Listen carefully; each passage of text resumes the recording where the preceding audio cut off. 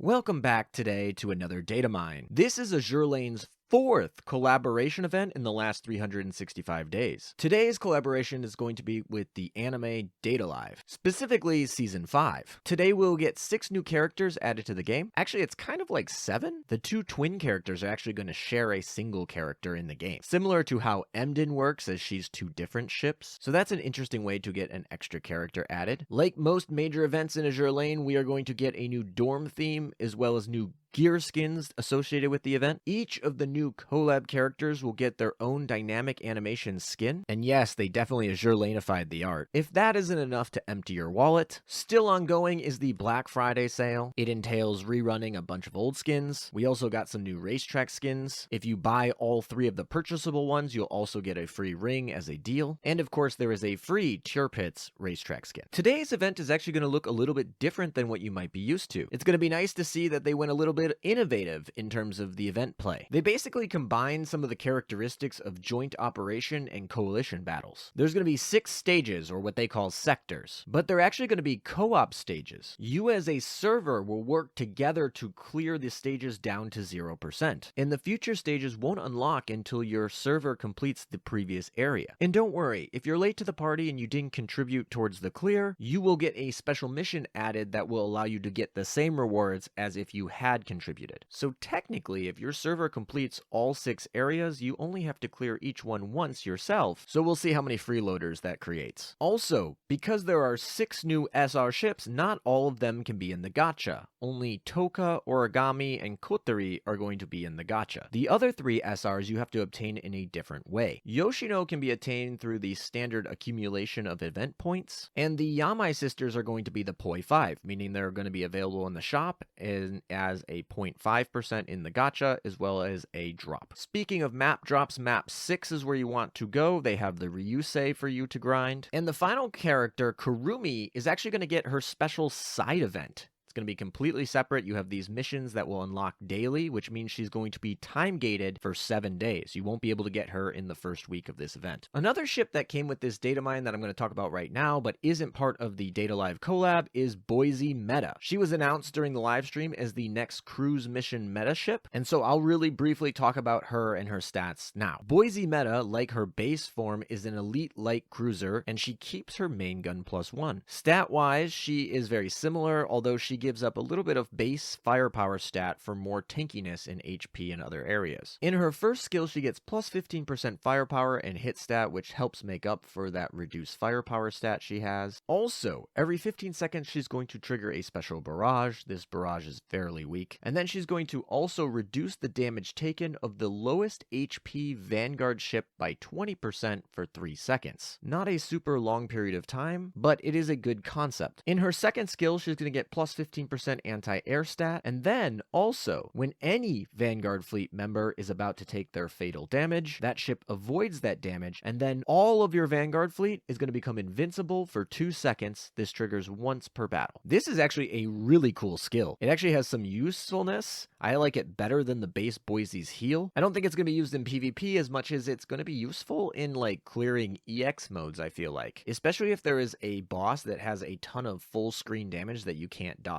This lets your whole Vanguard like get around it without having any issues. And EX modes already negating Laffy 2 and Eldred skills, this is actually pretty useful. Her final skill is a simple all-out assault, and then because she's a meta ship, she's going to get an additional Operation Siren skill that causes her to take 6% less damage taken when she's fighting a boss in Operation Siren. So that's weird. A free elite meta ship is actually kind of interesting to me. Moving on, let's talk about the 3 new equipment that are going to be coming today. These are all event-related equipment. So the first equipment is an SR auxiliary equipment, Michael. It's your standard HP equipment that goes to 640 HP at plus 13. It's also your standard collaboration change the background music item. These are solid for those Vanguard ships who need to boost HP because this is the most that you can get on a single item, and it just lets you pick the music that you want in your fight, so definitely pick this up. Next up is another SR auxiliary item. It's got 34 evasion and 5 speed at plus 13, and it also allows the equipped ship to be treated as a Data Live faction ship even if it's not. So this is effectively another copy of Cosmic Kicks, except it's Data Live instead of Mu ships. This is also probably a must pick up, especially if you're going to ever use any Data Live ships that need to have some synergy. And the final equipment is also an SR auxiliary. This Onigiri is actually very interesting. It's an HP speed item, so that's really cool. We don't get a ton of those. Those are very important to pick up. Same stats as the Wirbelluft and the Pansia Sphere, which are both important. And then this Onigiri item actually has a skill that reads, every 30 seconds you heal 1% of HP to all of your Data Live faction ships in the fleet. It max triggers 3 times per battle. The really interesting part about this item versus the other SR HP speed items from other collaboration events is that this is the only collab that allows you to have an item that treats any ship as a Data Live faction, and then this item has the ability to give an effect to Data Live faction ships. So pairing both of those items together, you'll actually be able to get an extra boost out of this HP speed item if you want to use the other evasion speed item. And because it triggers on all in the faction, you can technically put those on different ships. So if you want speed in multiple ships in your Vanguard, but one of them needs HP and the other one needs evasion, you can actually put them on separate ships, and then the one that gets HP will actually heal the one that gets the evasion. So there's a lot more synergy here. Both of these items are must pickups. They're actually kind of best in slot because no other pair will be able to give this benefit like that. Like Cosmic Kicks doesn't pair with anything else, and the Wirbelluft doesn't pair with anything else. These two are the equivalents for those stat-wise, but they actually get this extra heal effect. Admittedly, it's not a big difference. It's just a 1% heal every 30 seconds, so not a huge impact, but it is better than the other ones strictly, so best in slot. Here we go for both these items. Must pick up. All right, before we get into all of the ships, we have to talk about Augment Modules. Each of the new collaboration ships will get their own unique Augment Module, all of which give beneficial stat increases, an extra effect, as well as an upgraded effect of a one that already exists. There should be no reason you don't put an Augment Module on a ship that you use. Make sure that you pick up these event-exclusive Augment Modules. I'm going to talk about these ships as if they all have their Augment Modules already, so I'm not going to talk about each Augment Module individually. I will just talk about each of the ships and assume that they have the Augment Module equipped. So with that disclaimer out of the way, let's start talking about ships. We got 6 event ships to go through. First up, we have Tohka Yatogami, an SR heavy cruiser. Stat-wise, she looks pretty generic, but she has some good things going for her. She has her main gun +1 on her heavy cruiser gun. She also has a destroyer gun instead of torpedoes. Her firepower is actually decent. It's actually above what I'd expect for a collab ship like this. I think Lala was around 260-ish. She's got a standard 5k HP pool and medium armor. So let's move on to the skills. Skill number 1, she gets plus 15% firepower and reload stat. Nice. Also, every 2 main gun shots. That's going to trigger a ton because she has a main gun +1. She's going to trigger a special barrage. Enemies hit by this barrage are going to get minus 10% speed for 3 seconds. It does not stack, but because it's going to be triggering so much, it's actually probably fine. The barrage doesn't do a lot of damage, but it does have priority aim and it does ignore shields. So that's really nice, especially since the primary use of it is going to be applying a slow. 10% in my opinion is a little bit too low compared to what other things can do though. Also, every time this ship takes 20% of its max HP accumulated in damage, it's going to trigger a different special barrage. This special barrage has torpedoes and AP ammo, so it's going to do a lot more damage. Augment Module is good. This is the upgraded version of the skill. On top of this upgraded skill, the Augment Module is also going to reduce the damage she takes by 8%, flat, straight, survivability.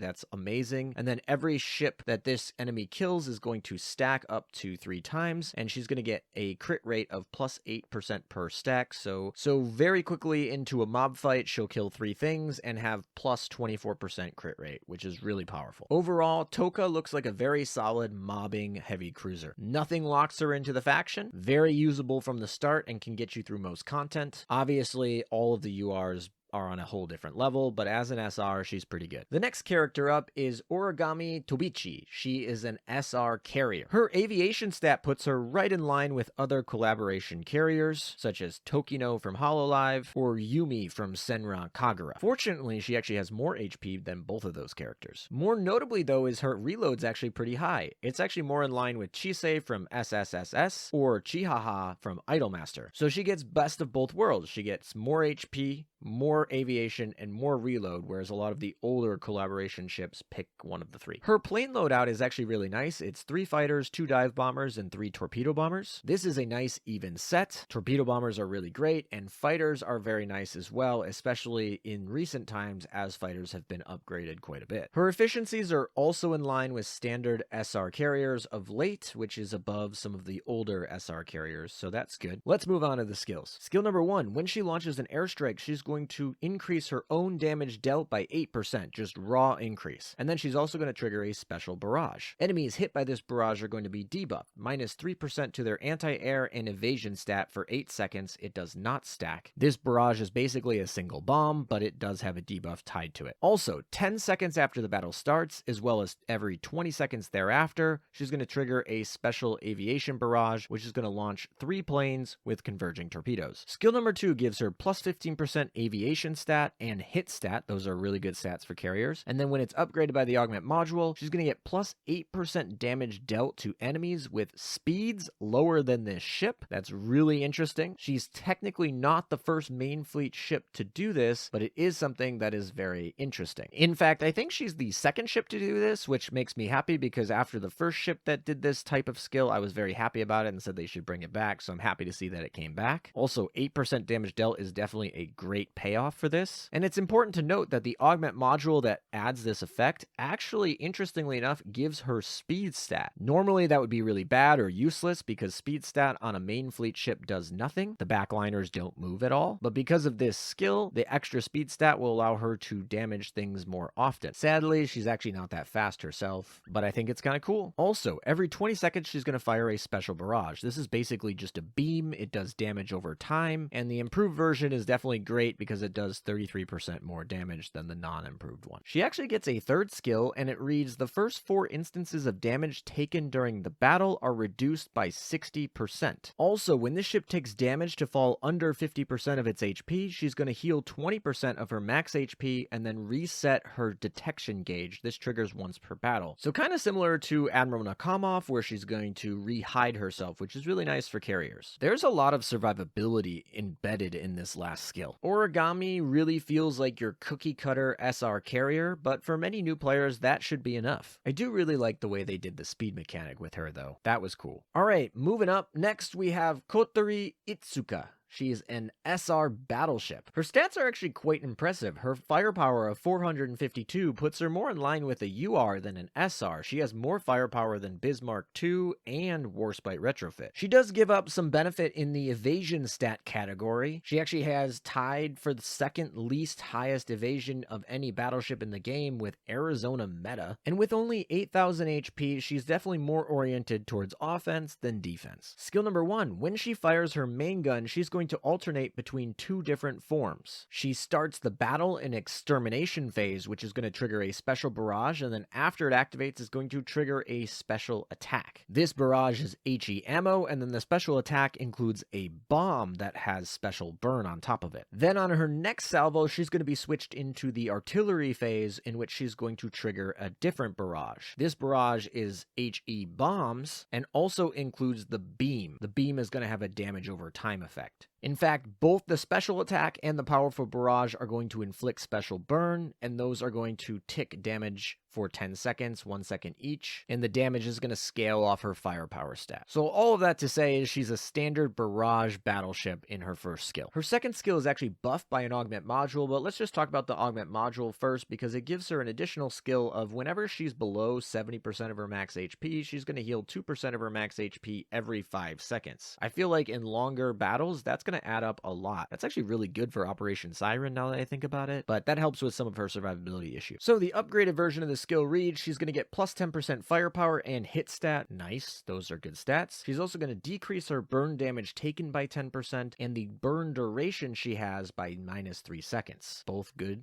When the ship takes any damage or when an enemy ship gets close to this ship, she's going to get minus 15% damage taken and plus 15% anti-air stat for 10 seconds. There is a 20-second cooldown. This is going to be up a ton. Basically, it's going to be up 50% of the time. Finally, when the ship would take fatal damage, she's going to heal herself 20% of her max HP, ignore the instance of damage, and then she's going to become invincible for 10 seconds. This triggers once per battle, so she has an invincibility skill, which is actually pretty long. 10 seconds is quite long. And basically, this skill solves all of her survivability issues. Like, sure, she has no evasion. That's fine because she just goes straight invincible. And now she can focus on all of that damage dealing. This is a pretty good ship. This is a very solid option for new players, and honestly, it could be used for other players as well if they want to have a lot of barrages and don't have to worry about survivability. Next up, we get to the very special ship that is the twin sisters, Kaguya Yamai and Yuzuru Yamai. I'm very interested in what this ship ends up entailing, but she is an SR light cruiser. She's a light cruiser with torpedoes, and stat-wise, she reminds me a lot of Momo, although she's a little bit more balanced in her damage output stats. She doesn't look super tanky, but she's not that bad either. She's going to be more tanky than Tohka, for example, but she is not like considered a tank, but she should be able to survive long enough. So let's see what those skills will do. Skill number 1, every 8 seconds she's going to alternate between her barrages Binder and Piercer. The first barrage is going to be Binder. This is basically how they're mimicking her alternating between the two twin sisters. These barrages are significantly enhanced with the Augment Module, so you definitely want that. Her Augment Module actually gives her a skill where every 30 seconds she slows all enemies by 10%, but that's not that good. Still, you need the Augment Modules because it makes her barrages do 33% more damage. The Binder skill actually is a torpedo barrage, and it has a black hole type effect, so that's pretty useful. Additionally, when it's triggered, she's going to get plus 15% main gun damage for 12 seconds, so that's a really powerful one, and that's coming in the first 8 seconds, so that's nice. The second one is Piercer. This is actually going to trigger a barrage that, shocker, uses AP ammo, and then it's also going to trigger that she gets plus 15% projectile speed for 12 seconds. This one looks significantly worse than Binder. I guess it does more damage, so I guess you need it. You're like sucking them into the center and then piercing them with some damage. Also, 3 seconds after the Piercer one triggers, she's going to trigger another barrage called Sky Racer. This is effectively the Piercer barrage, but it's double the damage. So skill number 1 is a ton of barrages, and because of the suck, it actually is pretty good. Skill number 2, she gets plus 20% firepower and torpedo stats. She also gets plus 20% main gun efficiency, so that's really good. That gets her to 175. And then at the start of the battle, she's going to create a shield that has 5% of her max HP, and it's going to last for 20 seconds. If that barrier ever breaks or expires, she's going to get plus 15% evasion stat, reload stat, and hit stat for the rest of the battle. So that's really nice. I feel like in general, I like this ship better than Tohka. She's got more survivability. She's got more utility with her suck and stuff. And while she probably won't deal more damage because she doesn't have a main gun +1 like Tohka does, she does have torpedoes, so that's kind of interesting, and balance is good. So I actually really do like this ship. I think it's pretty good, and I do like the mechanic of switching between the two. It's the second ship in the game to have 2 characters merged into one after Emden. I think this is a really neat ship. Next up on our list is Yoshino. She is an SR light aircraft carrier. So the first big thing that I notice on her is that she's got 8 planes. She's got 3 fighters, 2 dive bombers, and 3 torpedo bombers. That's particularly unusual for a light aircraft carrier. Carriers tend to have 8 or 9, but light aircraft carriers don't. Unicorn got a retrofit that added a plane to her, and she's only at 7. So that instantly puts her at a lot more damage than your standard light aircraft carrier. She still has below 400 aviation stats, so she's definitely not a powerhouse in terms of damage, but it is significant to note that she has decent efficiencies and a full set of planes. Her health is very low though, so let's go into her skills. Skill number 1 is going to give her plus 15% aviation stat and hit stat. Also, every 10 seconds, she's going to have a 100% chance to summon an ice golem. This ice golem is also going to summon at the 3-second mark if you have the augment module. The ice golem is going to trigger a special attack, and enemies hit by this attack are going to have their speed reduced by 30% for 8 seconds. The ice beam itself is not going to deal a lot of damage, but it will slow it, and it will do a damage over time effect. Also, the summon is technically a targetable thing, so that could potentially help out in some situations. Skill number 2, when this ship launches an airstrike, she's going to trigger a special barrage. This is a fairly weak,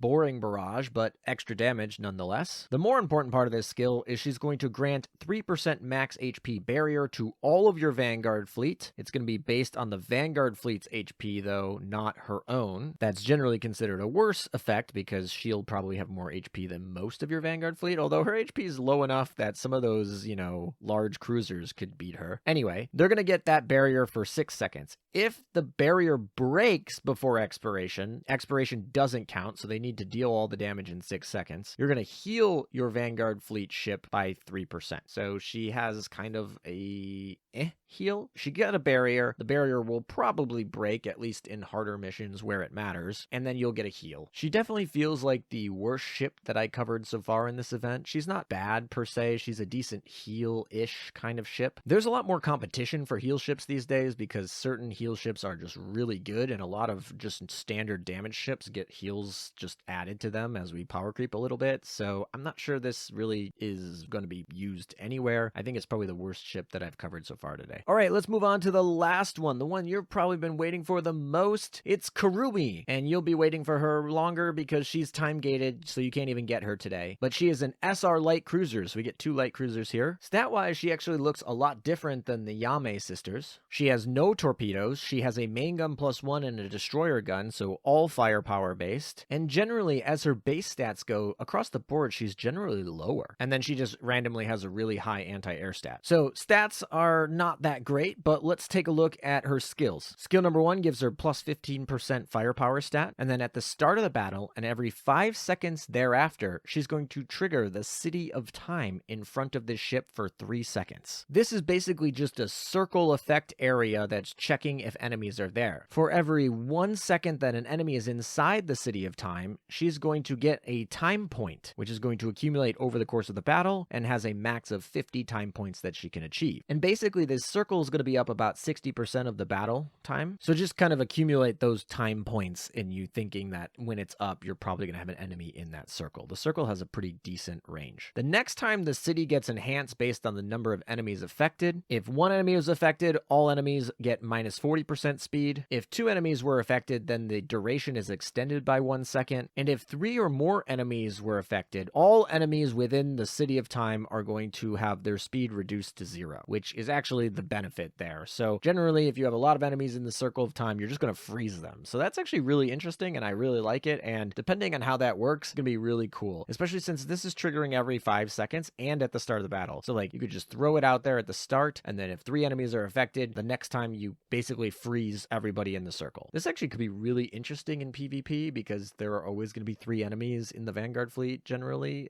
in your opponent, so you would be able to just kind of like freeze them and catch them all. I don't know, this is actually really unique, and I really am excited to test it out, and really sad that I'm not going to be able to test it out today, and I'll have to wait. All right, skill number 2, I actually have a little bit of a sense of what this is because they talked about it on the live stream that I covered. Man, am I ready for chaos because this skill is crazy. If you don't know, she's going to be generating a bunch of clones. They showed this on stream. Her Augment module boosts this because all of her clones are going to get her same weapons, and they all are always going to crit against all stunned enemies, which as we showed from the first skill is going to happen decently likely. All right, this skill reads, at the start of the battle, she's going to summon a clone. Every 5 seconds, if this ship has 5 or more time points, she's going to consume 5 time points and spawn a clone. She can only have 3 clones afloat at any given time, so you can't just spam the whole field. You're only going to have 3, which is still really good. Clones are going to inherit her HP at the time that they were generated. They're going to act independently, and if you have the Augment module, they're going to have all of her weapons, and they're going to use special weapons to attack if they don't have the Augment module. When a clone is going to take any damage, it's then going to become invulnerable for half a second. This acts very similar to Morgador's skill, but each of the clones are just going to kind of like go invincible all the time, which is great, and they can all be targeted and will decrease the chances that the enemy is firing on things that you care about. When a clone is going to be destroyed eventually, it's going to heal Kurumi by 2% of her max HP, so you don't care too much if the clones are destroyed because it's just going to heal you back. And then when the ship is about to die and take fatal damage, if a clone exists, you destroy the clone with the highest HP, and then you heal for that amount of HP. So basically, as long as you have a clone, she can never die, which is crazy. That's so good. And then when the battle ends, she's going to gain 5 time points per clone that survived to the end of the battle, and And then after that, every 5 time points that she possesses, she's going to heal 5% of her max HP. And remember, she can have up to 50 time points, which means that she could theoretically heal 50% of her HP at the end of the battle if you've collected enough time points and generated enough clones. This skill is crazy. It makes her like nearly impossible to kill. Kurumi is awesome. She is flat out amazing. I love the fact that they played in the